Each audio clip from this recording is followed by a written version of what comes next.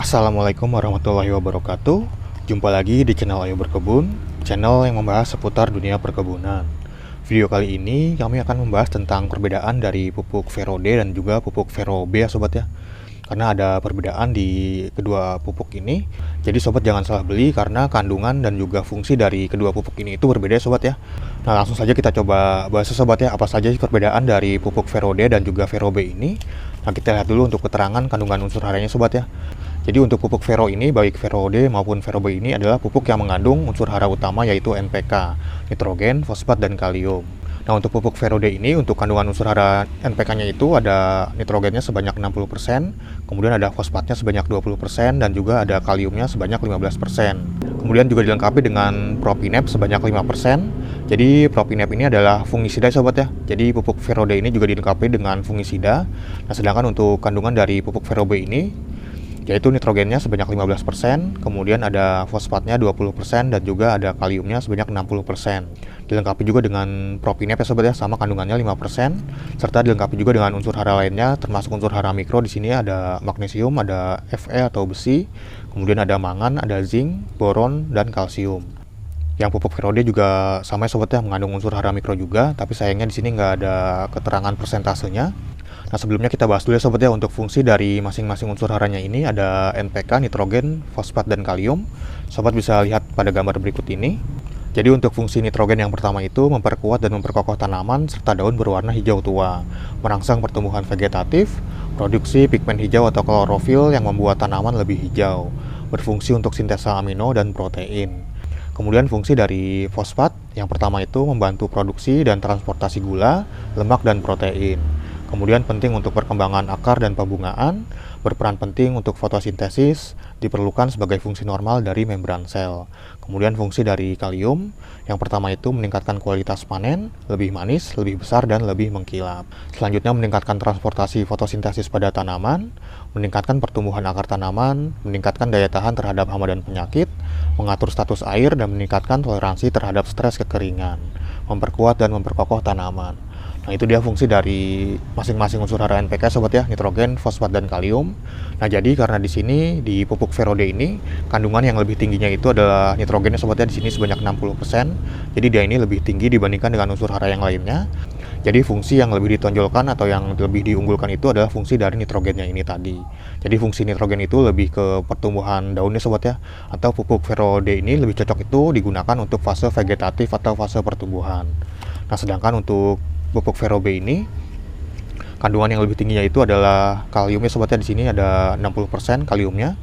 Jadi untuk pupuk Vero B ini yang lebih ditonjolkan atau diunggulkan itu adalah fungsi dari kaliumnya itu tadi. Dan untuk fungsi kalium itu tadi lebih cocok itu digunakan untuk fase generatif ya sobatnya, atau fase pembungaan atau pembuahan. Nah jadi di sini diberi nama pupuk Vero D itu karena maksud dari D-nya itu adalah daunnya sobat ya. Jadi fungsi Vero D ini lebih cocok ke pertumbuhan daun atau pertumbuhan vegetatif. Sedangkan untuk Vero B ini maksudnya itu adalah bunga dan buah ya sobat ya, atau buah. Jadi pupuk Vero B ini lebih cocok itu digunakan untuk fase generatif atau fase pembungaan atau pembuahan. Nah jadi sobat jangan salah beli atau jangan salah aplikasi. Jadi untuk pupuk Vero D ini sobat bisa aplikasikan pada saat fase vegetatif atau fase pertumbuhan. Sedangkan pupuk Vero B ini sobat bisa aplikasikan pada saat fase pembungaan atau fase pembuahan. Atau lebih tepatnya itu fase generatif. Kemudian untuk dosis dan juga cara penggunaan dari pupuk Vero D dan Vero B ini sama aja sobat ya. Jadi untuk dosisnya itu sekitar 1 sendok makan untuk 14 liter air atau sekitar 1 tangki semprot. Kemudian untuk intervalnya itu sekitar 1 minggu sekali atau disesuaikan dengan kebutuhan. Dan selain dengan cara disemprot juga bisa dengan cara dikocor ya sobat ya untuk pengaplikasiannya itu. Dan penggunaannya itu sobat juga bisa mencampurkan dengan pestisida sobat ya, seperti insektisida misalnya. Untuk perbedaan yang selanjutnya itu ada di warna pupuknya sobat ya. Jadi untuk pupuk Vero D itu warnanya itu putih ya sobat ya, seperti ini nih. Ini berwarna putih, serbuk seperti ini atau kristal. Ini sobat ya, warna putih seperti ini. Sedangkan untuk pupuk Vero B warnanya itu merah ya sobat ya. Ini pupuk Vero B. Ini perbedaannya seperti ini. Nah ini kita coba larutkan ke air sobat ya untuk pupuk Vero ini. Ini yang pupuk Vero D. Ini warnanya putih seperti ini. Kita aduk, ini agak menggumpal ya sobat ya. Ini warnanya putih seperti ini. Kemudian kita coba larutkan yang pupuk Vero B ini. Jadi warnanya merah seperti ini sobat ya nih. Seperti ini. Jadi ini perbedaannya untuk pupuk Vero D dan Vero B dari segi warnanya sobat ya. Nah, mungkin itu aja sobat ya untuk sedikit perbedaan dari pupuk Vero D dan pupuk Vero B ini. Jika di antara sobat ada yang sedang mencari pupuk untuk tanaman kesayangan sobat, terutama pupuk yang mengandung unsur hara NPK, mungkin sobat bisa menggunakan pupuk Vero D atau Vero B ini. Jadi jangan salah beli sobat ya untuk pupuk Vero D ini, sobat bisa menggunakan untuk fase pertumbuhan atau fase vegetatif, sedangkan untuk pupuk Vero B ini sobat bisa menggunakannya pada saat fase generatif atau fase pembuahan.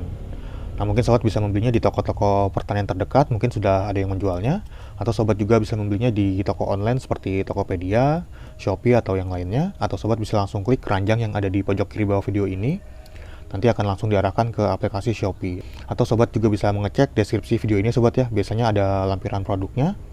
Nah, mungkin sekian dulu ya sobat ya untuk video kali ini. Terima kasih sudah menonton, sampai jumpa di video-video yang lainnya. Wassalamualaikum warahmatullahi wabarakatuh.